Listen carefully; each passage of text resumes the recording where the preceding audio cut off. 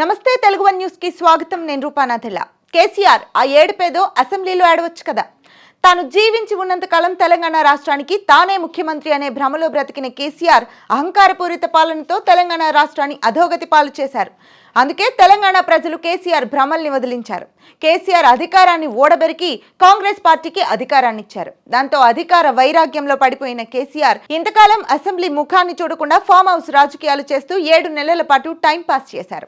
దాదాపు 10 ఏళ్ల పాటు అధికారాన్ని వెలగబెట్టిన కేసీఆర్ కి ఇంతకాలం ఒక్కరోజు కూడా ప్రతిపక్ష నాయకుడిగా బాధ్యతాయుతంగా వ్యవహరించలేదన్న విమర్శలు భారీ స్థాయిలో వినిపిస్తున్నాయి.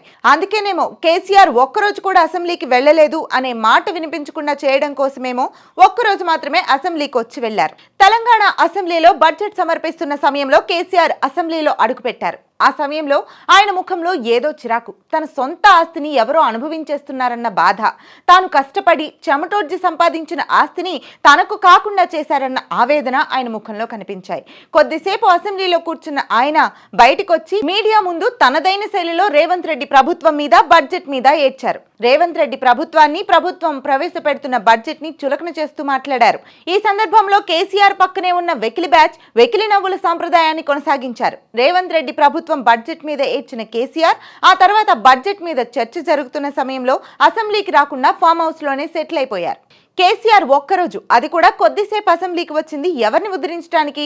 అలా మొక్కుబడిగా అసెంబ్లీకి వచ్చిపోవడానికైనా ప్రజలు ఆయనకు ప్రతిపక్ష నాయకుడి హోదా ఇచ్చింది. బడ్జెట్ జరుగుతున్న సమయంలో అసెంబ్లీకి వచ్చింది. బడ్జెట్ మీద మీడియా ముందు ఏడ్చిన కేసీఆర్ ఇప్పుడు బడ్జెట్ మీద చర్చ జరుగుతున్న సమయంలో కూడా అసెంబ్లీకి వచ్చి మీడియా ముందు ఏడ్చిన ఏడుపేదో అసెంబ్లీలో కూడా ఏడవచ్చు కదా. ఆ ఏడుపు విని బడ్జెట్ ప్రతిపాదనల్లో ఏవైనా పొరపాట్లు ఉంటే రేవంత్ రెడ్డి ప్రభుత్వం సరిదిద్దుకుంటుంది కదా. ఏడవాల్సిన చోట ఏడవకుండా, ఏడవాల్సిన ఏడవకుండా ఉండడం ఎంతవరకు కరెక్ట్?